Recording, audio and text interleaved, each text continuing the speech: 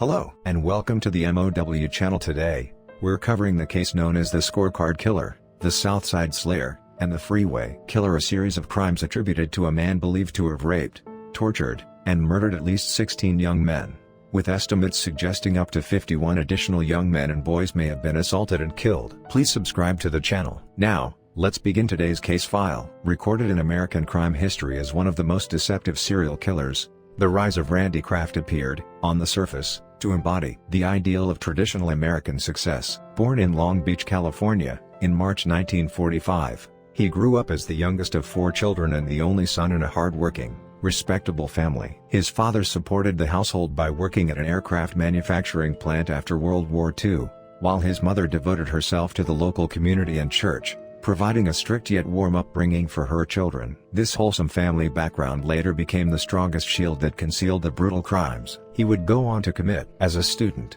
Randy was widely praised by teachers for being intelligent and well-behaved. Throughout high school, he consistently ranked near the top of his class. He showed exceptional intellectual curiosity, even founding a world affairs club and leading debates, demonstrating strong social leadership. On the tennis court, he was an active team player, reinforcing the image of a healthy, well-rounded young man. Friends and teachers at the time imagined a future politician or lawyer when they looked at him. Randy himself openly expressed ambitions of becoming a U.S. senator. When he entered the prestigious Claremont Men's College, his path still seemed smooth. Majoring in economics, he developed strong logical and analytical skills. As a conservative-leaning student, he supported the Vietnam War and volunteered in campaign activities for Republican presidential candidates, working diligently to integrate himself into mainstream society. Yet behind these impressive achievements lay a private conflict he could not share with anyone. From adolescence, he realized his sexual orientation differed from what society and his family expected of him. In the conservative climate of the time,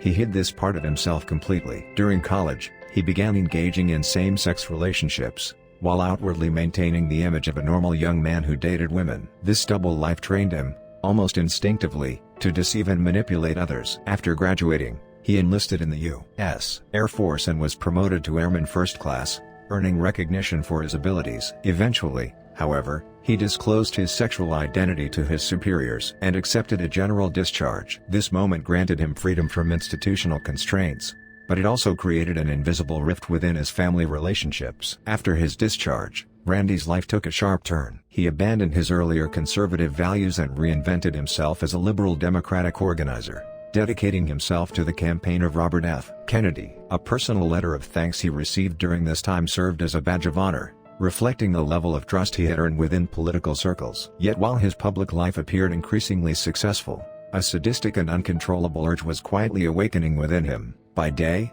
he worked as a sharp, intelligent salesman, politely serving clients. By night, he haunted gay bars and cruised highways in search of hitchhikers, carefully constructing a meticulous double life. His early crimes went completely unnoticed by law enforcement, protected by the perfect social persona he had built. He used his intelligence to refine the mechanics of murder itself. When the bodies of young men began appearing along California highways in the early 1970s, police failed to immediately link the cases. Randy understood that when crimes occurred across different counties, interagency cooperation was slow and fragmented. He deliberately scattered body disposal sites across jurisdictions. Known among acquaintances as articulate and charming, he drew little suspicion. When approaching victims, he subtly emphasized his respectable job, education, and Air Force service to lower their guard and gain their trust. This first chapter sheds light on how the monster known as Randy Kraft was born behind the face of a capable, ordinary neighbor. He perfectly fulfilled society's standards of success while, in the shadows, nurturing the seeds of extreme evil. His life was built on calculation and performance. The mask of normalcy he wore was so flawless that it never cracked, not even as dozens of innocent lives were taken. In the end, his crimes represent more than the deviance of one individual. They expose the blind spots of social norms themselves and the tragic birth of an intelligent evil that learned how to hide within them. As Randy Kraft began using the vast highway system of Southern California as his personal hunting ground, he earned the nickname the Freeway Killer. He didn't stop at simply murdering his victims. He developed a twisted obsession with claiming them as his own possessions. The peak of that obsession was the encrypted list found inside his car, the so-called scorecard. This document is considered one of the most bizarre and systematic crime records in the history of serial murder. Neatly handwritten across lined paper were 61 entries, laid out with chilling indifference like a work log or a grocery list, but behind each brief word lay the agony of a human life being extinguished, along with the sadistic sense of achievement Kraft felt in those moments. When investigators first discovered the list, it didn't immediately look like evidence of murder. It seemed harmless at a glance, but as detectives began matching the entries to known cases, they realized each word was a gruesome code pointing to a specific victim. For example, the entry Marine Carson referred to U.S. Marine Richard Keith, last seen in the Carson area before his body was found. Golden Sales pointed to Craig Honitis, whose body was dumped in the parking lot of the Golden Sales Hotel in Long Beach. Instead of writing victims' names or initials, Kraft recorded distinctive locations or circumstances that only he could decode, mocking law enforcement. While preserving his memories of murder in a private language, Kraft's hunting method was methodical and repetitive. Late at night, he cruised the major highways of Southern California in his car. At the time, hitchhiking was common among young people. Soldiers on leave and teenage boys trying to get home often stood by the roadside looking for a ride. Kraft approached them with polished manners and a calm, trustworthy tone, offering to give them a lift. Once a victim got into the car, he would strike up friendly conversation and offer beer or soft drinks. These drinks were laced with powerful sedatives and tranquilizers he had prepared in advance, often in near-lethal doses. As the drugs took effect and the victims lost the ability to resist, the mask of the kind driver dropped, and the true predator emerged. Among the entries on the scorecard was the notation 2 in 1, a chilling reference to abducting and killing 2 victims at once. This detail shows that Kraft's crimes were not impulsive acts of violence, but calculated and increasingly bold operations. When disposing of bodies, he often chose freeway on-ramps, off-ramps, and shoulders. Sometimes he pushed bodies out of the moving vehicle, other times he dumped them along deserted stretches of road. This ensured that the bodies would be found quickly, amplifying public fear. Kraft was confident that police departments across different jurisdictions wouldn't connect the cases, and that confidence proved devastatingly accurate. Because of this investigative gap, he was able to rule the highways as an unseen predator. For more than a decade, the codes on the scorecard symbolized the extreme objectification of his victims. To Kraft, young men were not human beings with lives and identities. They were numbers used to fill out his personal scoreboard. An entry like "Kid looking for dog" referred to Raymond Davis, a boy who accepted a ride while searching for his missing pet. The word England pointed to a tourist visiting from the UK. Even the most tragic and personal circumstances of his victims' lives were turned into keywords to commemorate his crimes. This active record-keeping shows that he relived his pleasure not only in the moment of killing, but afterward, by rereading and savoring the entries. He built a private, hellish database of murder and treated the police chase like a game. This chapter explores how Kraft turned the highways themselves into a massive laboratory and stage for his crimes. The scorecard was not just a piece of paper, it was the condensed symbol of a serial killer's warped pride, built on the stolen lives of countless young men. He demonstrated, in the most brutal way imaginable, how an act of trust toward a stranger on the road could end in death. As the truth behind each coded entry was uncovered, the highways of Southern California ceased to be symbols of freedom and adventure. They became corridors of fear and death. In the end, the scorecard became both a measure of the depth of his evil and the most decisive piece of evidence that led him to the courtroom. To understand the true nature of the crimes committed by Randy Kraft, it's not enough to know that he took lives. You have to look closely at the sadistic acts he inflicted on his victims before killing them. What shocked forensic experts and investigators most was the fact that the way he treated his victims showed a complete absence of even the most basic respect for human life. He turned the process of abducting, torturing, and killing into a personal laboratory for satisfying his twisted desires. Most of these acts took place inside his vehicle or in isolated, deserted locations, and what happened there pushed the limits of what human beings can even imagine as terror. One of the most notorious methods that symbolized his cruelty was the use of a car cigarette lighter as a torture device. He pressed the red-hot heating element against the bodies of victims who were already semi-conscious from drugs, burning their skin and leaving clear marks. These burns were inflicted while the victims were still alive, often targeting especially sensitive areas such as the chest and around the genitals. Forensic examiners later confirmed from the burn patterns that the victims experienced extreme pain right up until their final moments. This shows that Kraft was not obsessed only with the outcome, death itself, but with the victims' suffering and reactions along the way. He derived pleasure from the process. Beyond burns, he also used sharp tools to mutilate and cut the body, taking cruelty to another level. Even more disturbing was his repeated use of sexual sadism, involving the insertion of foreign objects into victims' bodies. Many recovered bodies showed socks or pieces of clothing, forcibly shoved into the anus or airway, causing severe internal injuries. In particular, forcing socks into the anus appeared to serve both as a way to control post-mortem bodily reactions and as an act meant to deeply humiliate the victim. He did not see his victims as human beings, but as objects or trophies he could use at will. In some cases, he cut off victims' hands so they could never be identified, or mutilated parts of the body while the victim was still alive, acts that revealed the extreme depths of his brutality. Kraft was bold enough to visually document his torture. Dozens of photographs and film negatives found in his home and vehicle became graphic evidence of his crimes. The young men in these images were slumped in unnatural poses, barely conscious from drugs or already dead. He staged them on his living room couch, adjusted the lighting, and photographed them with the care of someone composing a piece of art. These photos showed that even after leaving the crime scene, he wanted to relive his sense of control and permanently preserve moments of suffering. Details in the background, the pattern of the couch, fabric and the design of the carpet later became crucial evidence that helped convict him in court. His methods of killing were also calculated and sadistic. He typically strangled victims with shoelaces, electrical cords, or belts, but he didn't always kill quickly. Instead,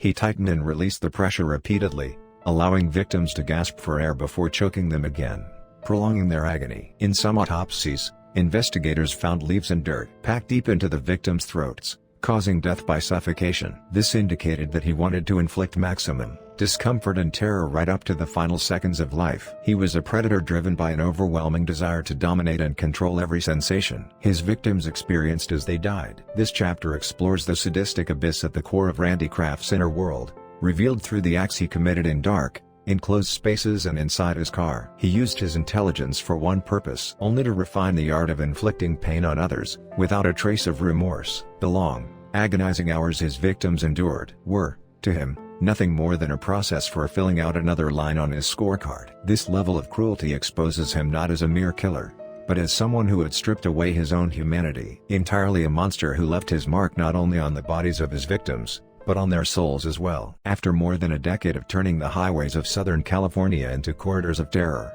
the carefully planned crimes of Randy Kraft came to an end in the most ironic way possible, through a routine, everyday law enforcement stop. Around 100 a.m. on May 14, 1983, California Highway Patrol officers were patrolling Interstate 5 near Mission Viejo in Orange County, when they spotted a brown Toyota Celica weaving across lanes. Assuming it was a routine DUI situation, the officers initiated a traffic stop. The driver pulled over without resistance and casually tossed a beer bottle onto the road. As he stepped out of the car, appearing relaxed and unconcerned, what began as an ordinary traffic stop soon became one of the most horrifying discoveries in American criminal history. Officer Michael Sterling noticed that the driver's jeans were unbuttoned and his zipper was down, immediately raising suspicion. At the same time, another officer looked into the passenger seat and saw what appeared to be a young man asleep under a jacket. When the officer shook his shoulder to wake him, what he felt was not the warmth of the living person, but the cold stillness of death. The victim was identified as 25-year-old U.S. Marine Terry Lee Gambrill. Clear ligature marks were visible around his neck,